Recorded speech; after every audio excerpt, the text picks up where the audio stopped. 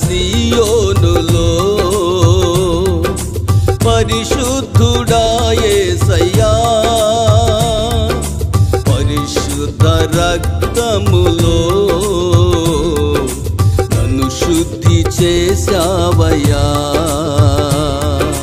మనసున్నా మహారాజు నీవేనయ్యా, మహిమతో నీ సంఘమును నింపావయ్యా. నీ సింహాసనం నిత్యము నిలుచునని, నీ రాజ్యదండము న్యాయార్థమైనది. మమతల మహారాజా వందనం, మహిమతో విచ్చేయు వేళ నిన్ను సంధింతును. మమతల మహారాజా నీకే వందనం, మహిమతో విచ్చేయు వేళ సంధింతును. పరిపూర్ణ సియోనులో పరిశుద్ధుడా యేసయ్యా, పరిశుద్ధ రక్తములో నన్ను శుద్ధి చేశావయ్యా.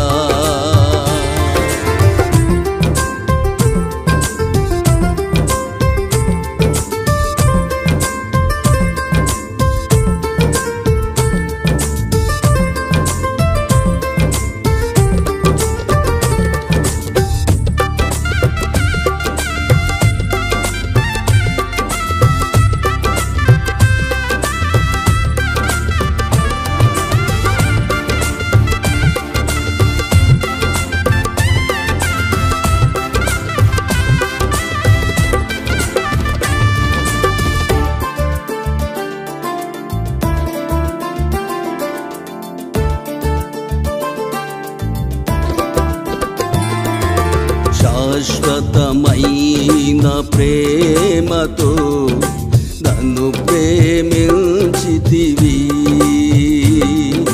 నా పాపముకై కల్వరిలో ప్రాణమిచ్చితివి. శాశ్వతమైన ప్రేమతో నన్ను ప్రేమించితివి, పాపముకై కల్వరిలో ప్రాణమిచ్చితివి. ప్రేమానురాగాలతో నన్ను హత్తుకున్నావయ్యా. పరిపూర్ణుడా నీ దయలో నన్ను దిద్దుతున్నావయ్యా. ప్రేమానురాగాలతో నన్ను హత్తుకున్నావయ్యా. పరిపూర్ణుడా నీ దయలో నన్ను దిద్దుతున్నావయ్యా. పరిశుద్ధుడా నీకే అర్పించేదా జీవితం, హృదయాంతరంగాలలో నిర్మించేదా మందిరం. పరిశుద్ధుడా నీకే అర్పించ నిర్మించేదా జీవితం ఉదయాంతరంగాలలో నిర్మించేదా మందిరం పరిపూర్ణ సియోనులో పరిశుద్ధుడా యేసయ్యా పరిశుద్ధ రక్తములో నన్ను శుద్ధి చేసావయ్యా. మన ప్రభు అయిన యేసుక్రీస్తు యొక్క శ్రేష్ఠ నామములో మహోన్నతుని స్వరం అనేటువంటి కార్యక్రమానికి మరొకసారి మిమ్మల్ని ఆహ్వానిస్తున్నాను. ముందుగా ప్రార్థన చేసుకుందాం. కృపగల తండ్రి, పరిశుద్ధుడా, నీకు వందనాలు, స్తోత్రాలు. ఇంతవరకు నీ కృప ద్వారా మమ్మల్ని కాసి కాపాడి భద్రపరిచి నీ సన్నిధిలో నడిపిస్తున్నందుకు స్తోత్రం.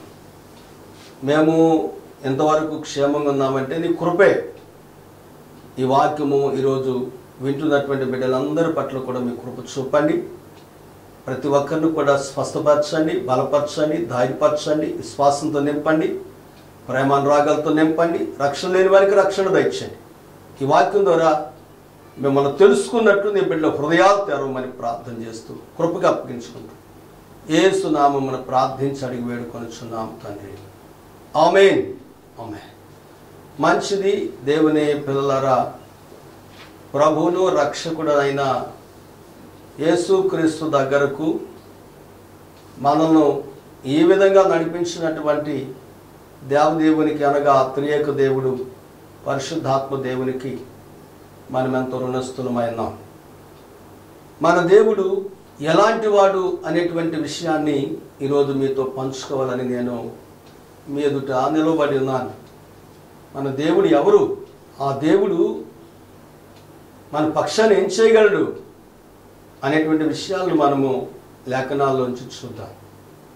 పరిశుద్ధ గ్రంథమైన బైబిల్లో ఆదికాండం 18వ అధ్యాయము 25వ వచనాన్ని చదువుతున్నాను. ఆ చొప్పున చేసి దుష్టులతో కూడా నీతిమంతులను చంపుట నీకు దూరమగును గాక.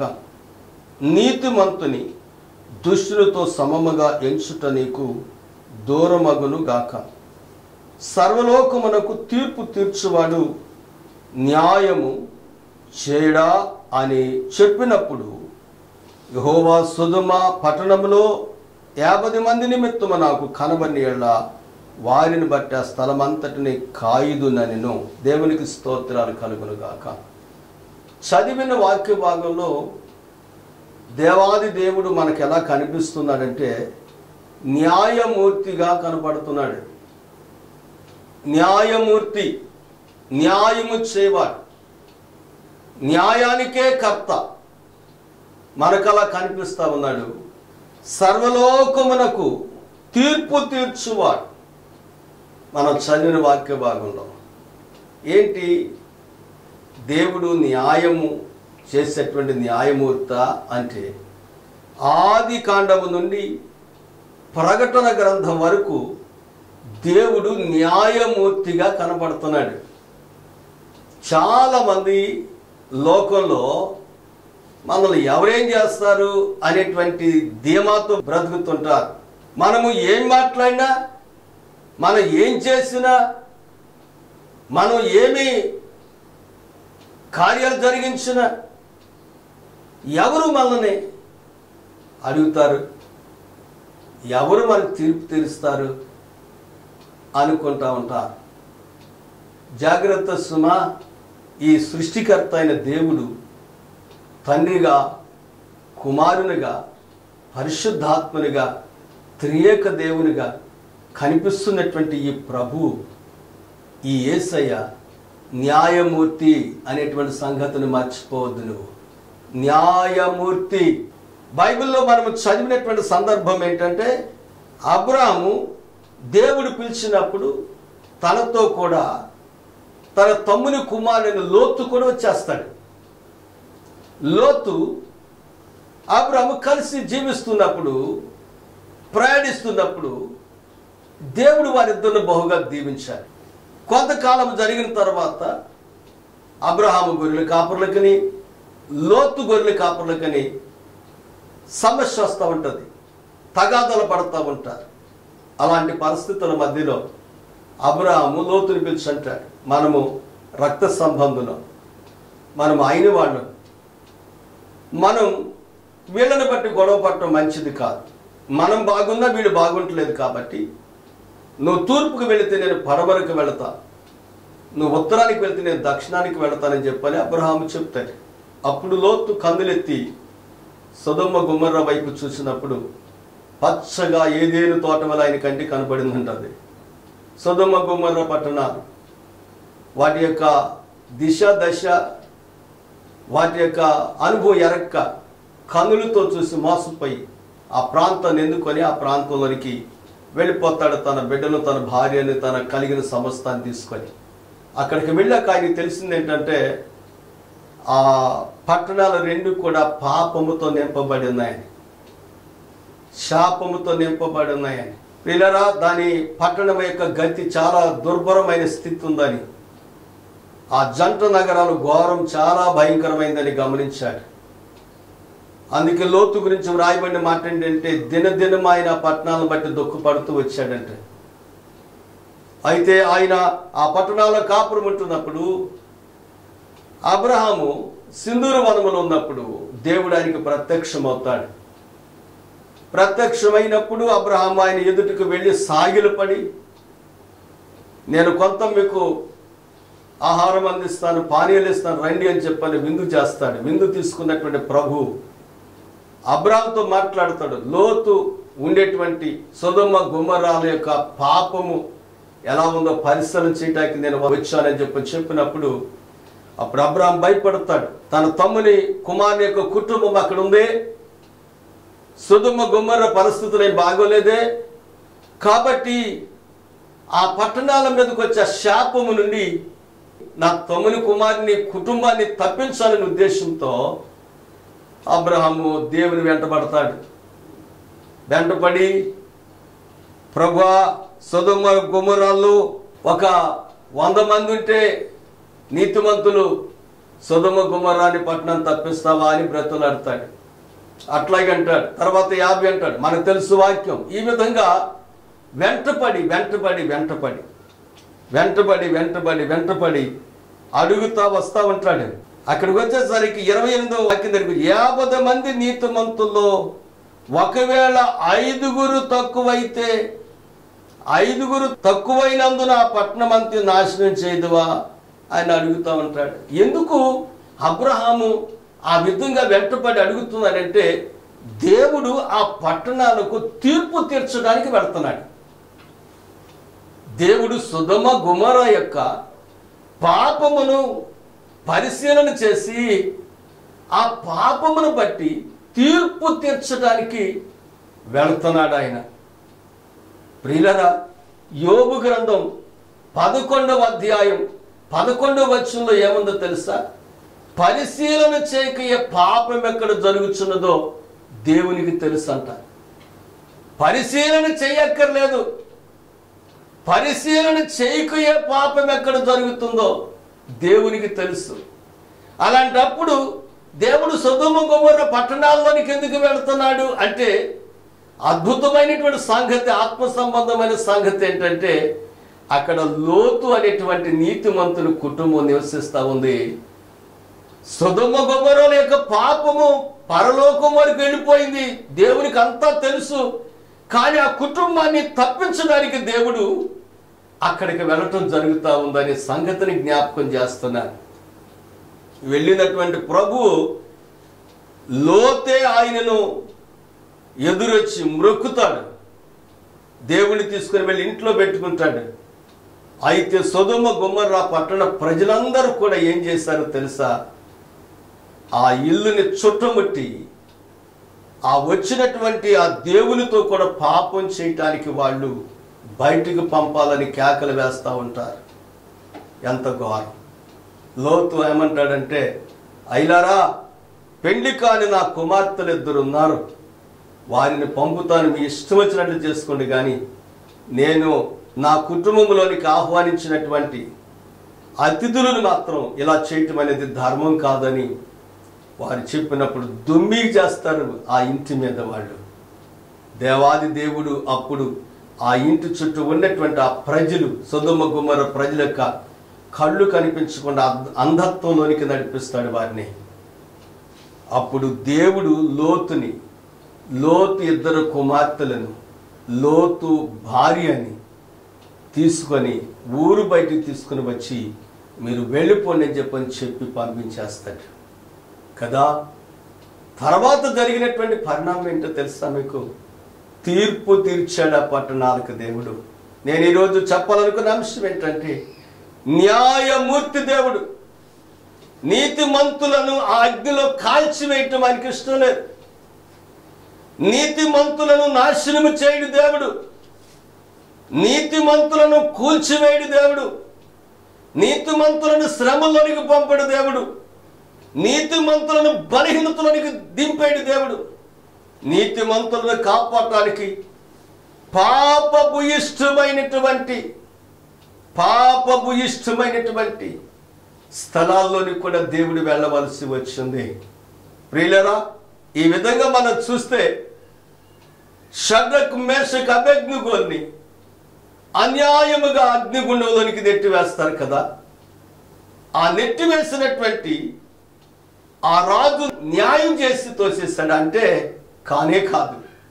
అన్యాయముగా మనుషుల మాటలు విని ప్రార్థించుకునేటువంటి వారిని తోసివేసినట్లుగా చూస్తాం. కానీ దేవుడు న్యాయాధిపతి కాబట్టి, దేవుడు న్యాయమూర్తి కాబట్టి షడ్రక్, మేషక్, అబేద్నెగోలు ఎక్కడైతే ఉన్నారో అక్కడకు దేవుడు వెళ్ళిపోయాడు న్యాయం చేయటానికి. దేవునికి స్తోత్రాలు కలుగును గాక. అగ్నిగుండములోనికి వెళ్ళిపోయాడు. నెబుకద్నెజరు అంటూ ఉంటాడు అక్కడ, మనము తోసివేసింది ముగ్గురే కదా, 4వ వ్యక్తి కనపడుతున్నాడే, 4వ వ్యక్తి రూపం దేవదూత రూపం వల్ల కనిపిస్తూ ఉందంటాడు. చూసారా, న్యాయమూర్తి న్యాయము చెప్పేవాడే కాదు, న్యాయము చేసేవాడు. న్యాయముగా ఉండేటువంటి వారు దగ్గరకు వెళ్ళి మరి న్యాయం చేస్తాడు ఆయన. నీతిమంతుల దగ్గరకు వెళ్ళి మరి నీతిని చేస్తాడు ఆయన, న్యాయము చేస్తాడు ఆయన. నీతిమంతుడైన లోతు దగ్గరకు వెళ్ళి వారిని చెయ్యి పట్టుకొని బయటికి తీసుకుని వస్తాడు. దేవుని ప్రేమ ఎంత గొప్పది, ఎంత న్యాయమూర్తి అయినా, ఎంత న్యాయమూర్తి అయినా. షడ్రక్, మేషక్, అబేద్నెగోలు ఎక్కడైతే అగ్నిగుండములో ఉన్నారో అక్కడికి వెళ్ళిపోయి వారిని బయటికి తెస్తాడు దేవుడు. పౌలు శీలను కూడా బాగా కొట్టి బండ వేసి బిగించి రక్తము కారునంతగా హింసించి చెరసాల్లో వేస్తే వాళ్ళు పాటలతో ప్రార్థన చేస్తూ ఉన్నప్పుడు, స్తుతిస్తూ ఉన్నప్పుడు, ఆరాధిస్తూ ఉన్నప్పుడు దేవుడు అక్కడికి వెళ్ళాడు. న్యాయమూర్తి అక్కడికి వెళ్ళాడు. బంధువులు వెళ్ళలేదు, రక్త సంబంధులు వెళ్ళలేదు, మరొకరు వెళ్ళలేదు. కానీ దేవుడు మాత్రం వెళ్ళాడు. ఎందుకు వెళ్ళాడు?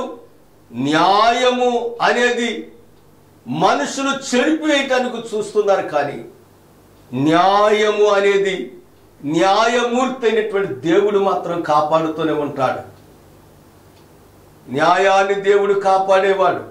సంఘాలలో న్యాయము తప్పి ప్రవర్తించిన, సేవకులలో న్యాయము తప్పి ప్రవర్తించిన, కుటుంబాలలో న్యాయము తప్పి ప్రవర్తించిన, అన్యాయానికి గురైపోయినటువంటి వారి దగ్గరకు దేవుడు ప్రత్యక్షంగా వెళ్తాడు. అక్కడికి ఇది సత్యం. వెళ్ళి న్యాయమూర్తిగా వారి పక్షాన నిలబడి న్యాయము చేస్తాడు దేవుడు.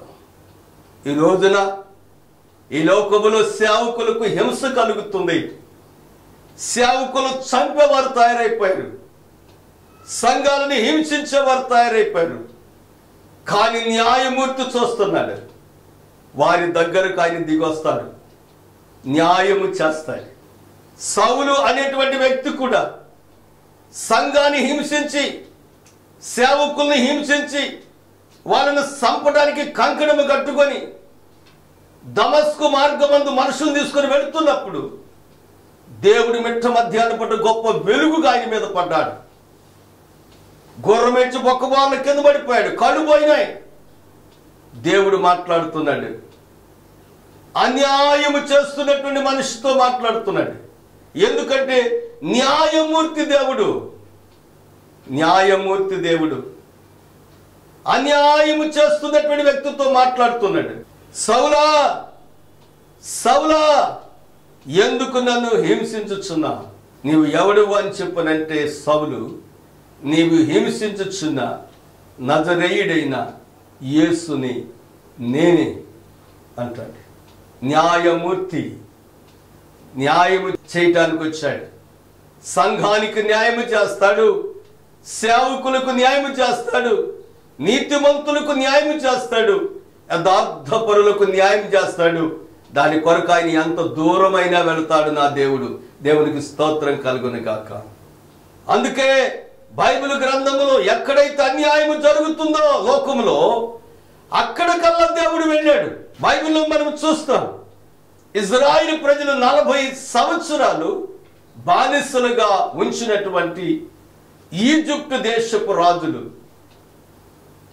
ఈజిప్టు దేశపు రాజులు ప్రియులారా, వారు పెడుతున్నటువంటి శోధన, శ్రమ, కష్టం ఎంత అన్యాయమైందో, ఎంత ఘోరమైందో. వాళ్ళకి ఇవ్వవలసినటువంటి కట్టెలు ఇవ్వకుండా, గడ్డిని ఇవ్వకుండా, అది కూడా కఠినతరం చేసి అవన్నీ కూడా మరింత భారాలు వేసి ఇటుకలు తీయాలని వాళ్ళు పెడుతున్నటువంటి హింస, అదంతా వారు భరించలేక దేవునికి వారు ప్రార్థించగా, నిజంగా మన దేవుడు న్యాయమూర్తి కాబట్టి, న్యాయాధిపతి కాబట్టి, దేవుడు వారిని విడిపించడానికి భూమి మీదకి దిగొస్తాడు. మిద్యాను అరణ్యములో గొర్రెలను కాస్తున్నటువంటి మోషే దగ్గరకు వస్తాడు. అగ్నిలో పొద కాలుతూ ఉంది, మండుతుంది, కాలిపోట్లేదు. ఆ పొదలో, అగ్నిలో నుండి దేవుడు మోషేతో మాట్లాడతాడు. భూమి మీదకి దేవుడు దిగొచ్చాడు. ఎందుకంటే న్యాయము చేయటానికి. ప్రియులారా, బైబిల్ చెప్పింది ఏంటంటే, నశించిన దానిని వెదకి రక్షించడానికి యేసు ప్రభు వారి లోకానికి వచ్చాడు. లోకాసు వార్త 19:10లో మనం చూస్తాం. అన్యాయము ఎవరికి జరుగుతుందో, అన్యాయం అనుభవించుచున్నటువంటి వారి దగ్గరకు న్యాయము చేయటానికి న్యాయమూర్తిగా యేసు ప్రభువారు దిగి వస్తాడు. అట్లాగే సౌలు దగ్గరకు దిగొచ్చాడు, అట్లాగే మోషే దగ్గరకు దేవుడు దిగొచ్చాడు. అన్యాయమైపోతున్నారు నా ప్రజలు, అన్యాయపు పరిపాలన చేస్తున్నారు నా ప్రజల మీద, అన్యాయపు హింసలు, అన్యాయపు క్రియలు నా ప్రజలకు జరుగుతూ ఉంది, అన్యాయపు తీర్పులు తీరుస్తున్నారు నా ప్రజలకి, నా ప్రజలకు అన్యాయం జరుగుతుందని దేవుడు భూమి మీదకి దిగొచ్చి మోషేతో మాట్లాడతాడు. మోషే రమ్ము, నిన్ను ఈజిప్టుకు పంపిస్తాను నేనంటాడు. మోషే దానికి నేను సమర్థుని కాదు ప్రభు అంటే, దేవుడు ఏమన్నాడు తెలుసా? నీకు తోడుగా నేను కూడా వస్తాను. దేవునికి మహిమ కలుగును గాక. ఈజిప్టుకి మోషేతో కూడా దేవుడు వెళ్ళాడు. ఎందుకంటే తన ప్రజలకు న్యాయము చేసే న్యాయమూర్తిగా వెళ్ళినట్లుగా మనం చూస్తాం. నేను న్యాయము చేయటానికి వస్తాను. దేవుడు అన్యాయస్తుడు కాదు, ఆయన నోట ఏ కపటము కూడా లేదు. దేవుడు న్యాయము చేసేటువంటి వాడు, న్యాయమూర్తి, న్యాయాధిపతి.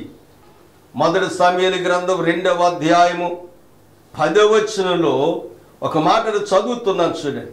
యెహోవాతో వాదించువారు నాశనమగుదురు, పరమండలములో నుండి ఆయన వారిపైన ఉరుము వలె గర్జించును, లోకపు సరిహద్దుల్లో నుండి వారికి ఆయన తీర్పు తీర్చును, తాను నియమించిన రాజునకు ఆయన బలమునిచ్చును. ప్రియులారా, చదివిన వాక్యం ఎంత అద్భుతమైందంటే, దేవునితో వాదించువారు ఎవరైనా ఉన్నారు అంటే యెహోవాతో వాదించువారు, యేసు ప్రభుతో వాదించేవారు, పరిశుద్ధాత్మతో వాదించేటువంటి వారు, త్రియేక దేవునితో వాదించేటువంటి వారు ఎవరైనా ఉన్నారు అంటే వారు ఏమైపోతారంటే నాశనమైపోతారని చెప్పింది బైబిల్. యెహోవాతో వాదించువారు నాశనమైపోతారు. రెండవది అంటాడు, పరమండలములో నుండి ఆయన వారిపై ఉరుము అని గద్దించుచున్నాడు. లోకపు సరిహద్దులలో నుండి వారికి ఆయన తీర్పు తీరుస్తాడు. న్యాయమూర్తి తీర్పు తీరుస్తాడు. జాగ్రత్తగా బ్రతకాలి మనిషి భూమి మీద. దేవుడు ఎవరో తెలుసుకొని బ్రతకాలి. దేవునికి ఎదురు తిరిగితే ప్రమాదకరమైన పరిస్థితి. దేవుని ప్రజలను హింసిస్తే ప్రమాదకరమైన పరిస్థితుల్లో ఉన్నాను గుర్తుపెట్టుకోవాలి. దేవుని ప్రజల మీద అన్యాయపు తీర్పులు తీరిస్తే దేవుడు సహించడని గుర్తుపెట్టుకోవాలి. దేవుడు దిగొస్తాడు. తన ప్రజల దగ్గరకు వస్తాడు, న్యాయము చేస్తాడు. అన్యాయము జరుగుతున్నటువంటి ఆ ప్రాంతంలో న్యాయము చేయటానికి తన ప్రజలకు దేవుడు లోతు దగ్గరికి దిగొచ్చి, లోతు తన కుటుంబాన్ని చేయి పట్టుకొని తిరిగి బయటికి తీసుకుని వెళ్తాడు. దేవుడు ఒక మాట చెప్పాడు, ఏమనంటే వెనకకు తిరిగి మాత్రం చూడకండి అని. వాళ్ళు వెళ్ళిపోతూ ఉన్నప్పుడు లోతు భార్య వెనకకు తిరిగినట్లుగా చూస్తారు. తర్వాత ఆ పరిస్థితి ఏమైపోయిందంటే ఉప్పు స్తంభముగా మారిపోయినట్లుగా చరిత్ర బైబిల్ సాక్ష్యం ఇస్తా ఉంది. కాబట్టి దేవుని తీర్పు ఏదో ఉందో అది న్యాయబద్ధమైంది, ధర్మబద్ధమైంది, అది గొప్పదిగా ఉంది. ప్రపంచమంతా కూడా, సమస్త సృష్టి అంతా కూడా ఆయన న్యాయ తీర్పుకి ఇష్టపడేది ఉంది. 2 వాక్యాలు నేను చూపించి ముగించేస్తాను. కొరింథీయులకు రాసినటువంటి 2వ పత్రిక 5వ అధ్యాయము 9వ వచనం. కావున దేహమందున్నను దేహము విడిచినను ఆయనకు ఇష్టమై ఉండవల్లని మిగులు అపేక్షించున్నాను. ఎందుకనగా తాను జరిగించిన క్రియలు చొప్పున అవి మంచివైన సరే చెడ్డవైన సరే దేహముతో జరిగించిన వాటి ఫలములను ప్రతివాడు పొందినట్లు మనమందరము క్రీస్తు న్యాయపీఠము ఎదుట ప్రత్యక్షము కావాలి. చూసారా, న్యాయపీఠం, జడ్జి ఆయన. కాబట్టి ఆయన జడ్జిగా న్యాయమూర్తిగా ఉన్నప్పుడు ఆయన తీర్పు ఎంత కఠినంగా ఉంటుంది, తన ప్రజలకు ఎంత ఆశీర్వాదకరంగా ఉంటుందో మనం చూస్తూ ఉన్నాం. అలాగనే దేవుని పిల్లరా, ప్రకటన గ్రంథంలో మనము చూస్తున్నటువంటి మరొక సింహాసనం మనకు కనిపిస్తూ ఉంటుంది. 20వ అధ్యాయము 11వ వచనం. మరియు ధవళమైన మహాసింహాసనమును దాని యందు ఆసీనుడిని ఒకరు చూచుతని భూమి ఆకాశములని సముఖం నుండి పారిపోయాను, వాటికి నిలువ చోటు కనబడలేదు. మరియు గొప్పవారేమో కొద్దివారేమో మృతులైన వారందరూ ఆ సింహాసనం మీద నిలబడి ఉండుట గ్రంథములు వెప్పబడిను. జీవ గ్రంథము వేరొక గ్రంథం వెప్పను. ఆ గ్రంథములందు వ్రాయబడి ఉన్న వాటిని బట్టి తమ క్రియలు చొప్పున మృతులు తీర్పు పొందిరి అని ఉంటుంది. కాబట్టి న్యాయ సింహాసనము తీర్పు తెచ్చడానికి సిద్ధంగా ఉంది తన ప్రజలకు. రెండవది, లోకమంతటికి తీర్పు తెచ్చడానికి ధవళ సింహాసనం మనం చూస్తాం. కాబట్టి దేవుడు ఎవరంటే న్యాయమూర్తి. అన్యాయం అనిపిస్తున్నావా, అన్యాయం అయిపోయావా, భయపడద్దు. దేవుని దగ్గరకు వస్తే నీకు న్యాయము చేయటానికి ఆయన ఇష్టపడతాడు. నీ దేవుడు, నా దేవుడు, మనం ఆరాధిస్తున్న ప్రభువైన యేసుక్రీస్తు న్యాయమూర్తి అనేటువంటి సంగతిని గుర్తుపెట్టుకోవలసిందిగా తెలియజేస్తూ ఈ మాటలు ముగిస్తున్నాను. దేవుడు నిన్ను దీవించును గాక. ఆమేన్. దైవాశీస్సులు. ఆమేన్. Thank you.